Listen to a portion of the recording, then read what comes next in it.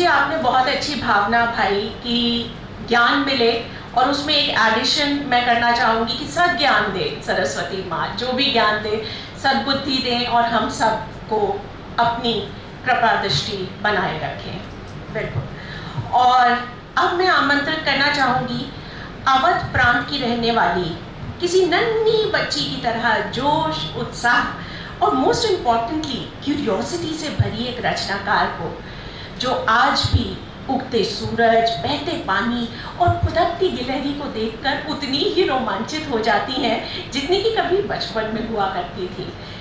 जीवन और प्रकृति के प्रति उनका ये रोमांच उनकी रचनाओं पे भी साफ झलकता है।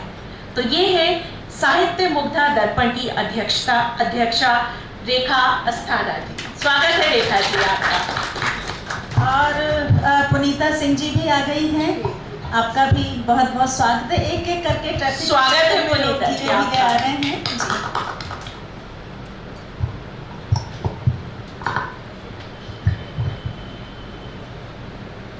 ऐसे ही छोटी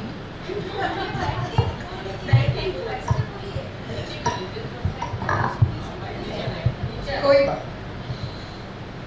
अति सम्मानित मंच पर आसीन प्रबुद्ध जन और वाव इंडिया की मेरी प्यारी विदुषी सखियों और सारे सभागार में उपस्थित जितने भी रचनाकार हैं, सभी को मेरा नमन, अभिनंदन।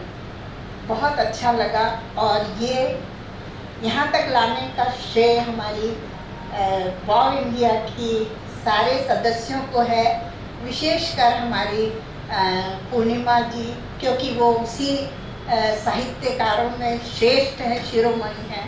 तो मैं ये वैसे नहीं कह रही, तारीफ नहीं, वो हैं, इसलिए उनको लाने उन्हीं के द्वारा मैं इस स्थान पे हूँ और धीरे धीरे शिक्षार्थी की से थोड़ी थोड़ी प्रोग्रेस कर रही हूँ। तो सभी को मेरा अभिनंदन। और अब मैं अपनी साहित्य मुग्धा के बारे में कुछ छोटी सी जानकारी देती हूँ, क्योंकि समय का अभाव है।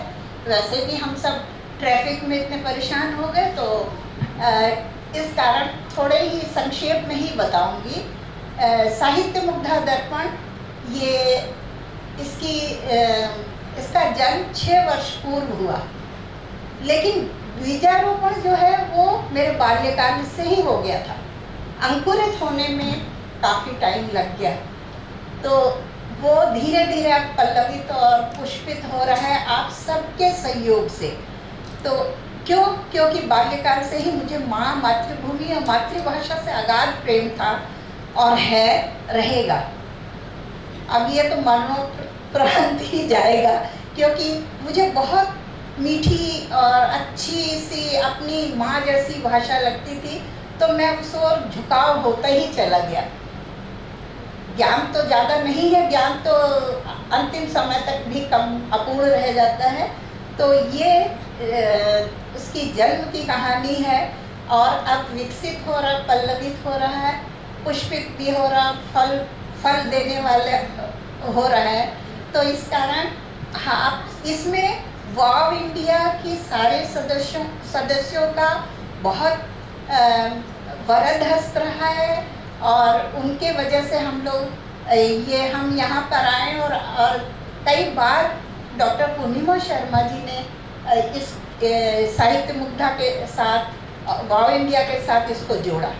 ये मैं इसका आभार, और हमारी संस्था के जितने भी लोग हैं, आज तो बहुत सारे लोग नहीं आए, इसका आभार मानते हैं कि हम लोग एक साथ जुड़े।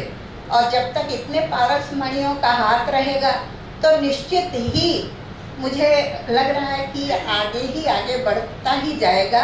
इसमें हमारे जोड़ने में हमारे हिमांशु जी और डॉक्टर मिश्रा जी जो यहाँ नहीं हैं, और हमारे नीरज भाई, ये सब हैं। और हमारे उसकी संरक्षिका हैं अर्चना जी, इनका बहुत ज़्यादा, ये जिधर भी कहो हमारे साथ चलती हैं और साथ में हमारा सहयोग करती हैं। कवि गोष्ठी हम लोग भी करने वाले हैं उधर की तरफ। अभी तक तो ऑनलाइन चल रहा था, लेकिन अब आज के बाद से हम लोग भी ऑफलाइन करेंगे। तो इसके साथ ही मैं आप सभी का अभिनंदन करते हुए एक छोटी सी रचना आज्ञा हो तो रख दूं। अभी आपने कहा कि मैं पर्यावरण से बहुत लगाव रखती हूँ, वाकई, क्योंकि बचपन पूरा पहाड़ों पे पर्वतों पे बीता, एकदम स्वच्छंद, कोई भय नहीं, कोई डर नहीं। हमारे समय के, हमारी आयु के लोग जानते होंगे, कोई डर था ही नहीं। और ऊपर से उत्तरकाशी जैसी जगह, बद्रीनाथ जैसी जगह, ये सारी जगहों से होते हुए तो निर्भय और निश्चल रहा वातावरण, डर और भय रहा ही नहीं। उसी पर एक छोटी सी कविता, एक मेरी अभी सखी ने जल की प्रॉब्लम, जो आजकल बहुत मेजर प्रॉब्लम है, उसको कही और वो बहुत दुखी थी। उसी दिन मैंने एक रचना की, तो सुनिए। और किसी का थोड़ा सा एक अंश चुराया भी हुआ है, वो खुद ही समझ जाएंगे, यहाँ उपस्थित हैं। अब मैं बस, ये जल पर रचना है। मन के भावों को निश्चलता से कागजों पर उतार लेती हूँ, मन के भावों को निश्चलता से कागजों पर उतार लेती हूँ। लाख कमी आए, लाख कमियां हो, एक रचना गढ़ लेती हूँ। अब लयात्मक तो नहीं हूँ, लयात्मक नहीं हूँ, लेकिन मैं लयात्मक हूँ। कविता लयात्मक नहीं होती मेरी। तो सुने, ध्यान दे, गलतियों को चाहे बड़े हों चाहे छोटे, माफ़ी कर दिया करिए। तो ये जल की समस्या पर है। उफ, ये भीषण गर्मी, उफ, ये भीषण गर्मी, ऊपर से जल की कमी। उफ, ये भीषण गर्मी, ऊपर से जल की कमी। अपना पावन भारत देश या, अपना पावन भारत देश या, उतरी थी यहाँ गंगा मैया, उतरी थी यहाँ गंगा मैया।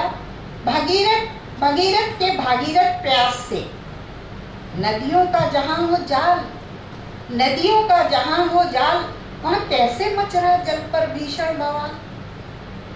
ध्यान देने वाली बात है कि नदियों का जहाँ हो जाल, वहाँ कैसे मच रहा हो भीषण बवाल। उफ, ये भीषण गर्मी, ऊपर से जल की कमी। कहती थी दादी नानी, कहती थी दादी नानी, दूध दही की बहती थी नदियाँ। कहती थी दादी नानी, दूध दही की बहती थी नदियाँ। यही की थी कहानी, यही की थी कहानी। आश्चर्य होता है। अब यहाँ पानी की भी कमी। बात कल्पनाओं की छोड़ो, बात कल्पनाओं की छोड़ो, अब केवल जल संचयन की बात सोचो। बात कल्पनाओं की छोड़ो, अब केवल जल संचयन की बात सोचो। उफ, ये भीषण गर्मी, ऊपर से जल की कमी। उफ, ये भीषण गर्मी, ऊपर से जल की कमी। आज मानव में इतना हो रहा, आज मानव में इतना छा गया है प्रलोभन, वह पृथ्वी का कर रहा है भरपूर दोहन। आज मानव में छा गया इतना प्रलोभन, वह पृथ्वी का कर रहा भरपूर दोहन। उफ, ये भीषण गर्मी, ऊपर से जल की कमी। चींची कर चिचियाती चिड़िया, चींची कर चिचियाती चिड़िया, जीभ निकालकर हाँफते कुक्कुर, जीभ निकालकर हाँफते कुक्कुर। ये रंभाती कृष्ण की गैया, कृपा करो हे गंगा मैया, कृपा करो हे गंगा मैया। हम लोग प्रदूषण कर रहे हैं और गंगा मैया भी कहाँ तक कृपा करेंगे। कृपा करो हे गंगा मैया। उफ, ये भीषण गर्मी, ऊपर से जल की कमी। बंद करो ये धरा का दोहन, सुनो, बंद करो ये धरा का दोहन, सुनो प्रकृति की ये चेतावनी। छोड़ दो अपनी मनमानी, छोड़ दो अपनी मनमानी, नहीं तो अपनी सुंदर वसुधा, नहीं तो अपनी सुंदर वसुधा को होगी परेशानी।